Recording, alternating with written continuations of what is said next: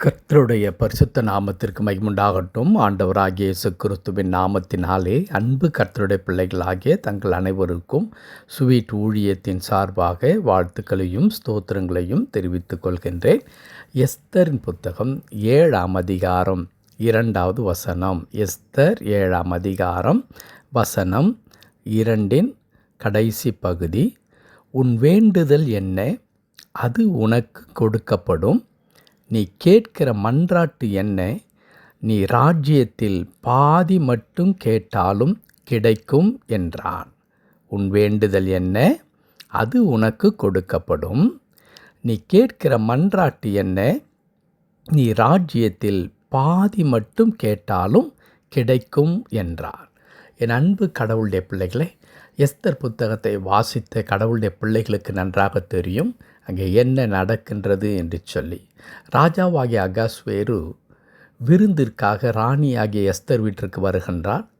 விருந்து பரிமாறப்படுகின்றது. அந்த நேரத்தில் ராஜா கேட்கின்ற கேள்வியை தான் இப்பொழுது நாம் வாசித்தோம். அதில் ராஜா தன் மனைவியாகிய எஸ்தரை பார்த்து கேட்கின்றார், உன்னுடைய வேண்டுதல் என்ன? அது உனக்கு கொடுக்கப்படும். ஆழமாக இந்த வார்த்தையை நீங்கள் கவனியுங்கள். ராஜா எஸ்தரை பார்த்து சொல்லுகிறார், உன் வேண்டுதல் என்ன? உனக்கு என்ன வேண்டும்? அது உனக்கு கொடுக்கப்படும். எந்த ஆலோசனையும் இல்லை. நீ கேட்கிறதை நீ பெற்றுக்கொள்வாய். இன்னும் ஒரு படி மேல் போய் ராஜா சொல்லுகின்றார், நீ கேட்கின்ற மன்றாட்டு என்ன? நீ ராஜ்யத்தில் பாதி மட்டும் கேட்டாலும் கிடைக்கும் என்றான். கர்த்தருடைய பரிசுத்த நாமத்திற்கு மகிமுண்டாகட்டும். ராஜ்யத்தில் நீ பாதியை கேட்டால் கூட அதில் எந்த மறுப்பையும் நான் சொல்ல மாட்டேன். அதை அப்படியே உனக்கு நான் கொடுப்பேன். நீ ராஜ்யத்தில் பாதி மட்டும் கேட்டாலும் அது கிடைக்கும் என்று சொல்லி அன்பு கடவுளுடைய பிள்ளைகளை தன் மனைவியை பார்த்து குறிப்பிடுகின்றார். இதே வார்த்தை ஒரு சாதாரண ராஜாவாலே செய்ய முடியுமானால், அண்ட சராசரங்களை படைத்த சேனைகளின் கர்த்தராகிய ராஜாக்களை தள்ளி ராஜாக்களை ஏற்படுத்துகின்ற நம்முடைய ஆண்டவர் இதைவிட எவ்வளவு அதிகமாய் செய்வதற்கு வல்லவராக போதுமானவராக இருக்கின்றார்.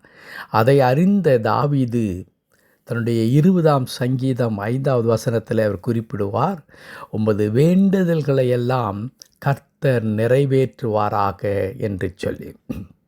உடைய வேண்டுதல்களை எல்லாம் கர்த்தர் நிறைவேற்றுவாராக என்று தாவீது குறிப்பிடுகின்றார். என் அன்பு கடவுளுடைய பிள்ளைகளை, நம்முடைய வேண்டுதல்களை நிறைவேற்றி தருகின்றவர் நம்முடைய கடவுள். அந்த வேண்டுதல் எப்படிப்பட்டதாக இருந்தாலும், ஒருவேளை இப்பொழுது கேள்வி வரலாம். தன் மனைவியை பார்த்து அந்த ராஜா கேட்கின்றார், உன் ராஜ்யத்தில் பாதியை கேட்டால் கூட நான் கொடுப்பேன்.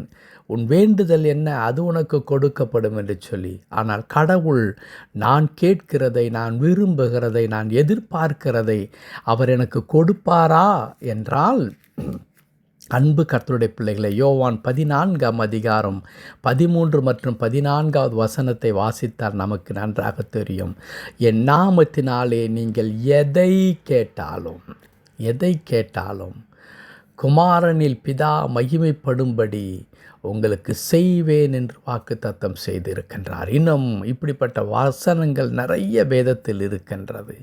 கேட்டதை கொடுக்கின்ற கடவுள் மாத்திரமல்ல, கேட்டதை விட இன்னும் அதிகமாக செய்கின்ற ஆண்டவர் என்பதை பவுல் மூலமாக நாம் அறிந்திருக்கிறோம். நாம் நினைக்கிறதற்கும் ஈவன் நம்முடைய உள்ளத்தில் அல்லது நம்முடைய சிந்தையில், இருதயத்தில் நினைப்பதை விட இன்னும் அதிகமாக நேர்த்தியாய் செய்கின்ற கடவுள் நம்முடைய கடவுள். நாம் நினைப்பதை விட, நாம் வேண்டிக் கொள்வதை பார்க்கிறோம் அதிகமாய் செய்கின்ற நம்முடைய ஆண்டவர் என்று எழுதியிருக்கிறது.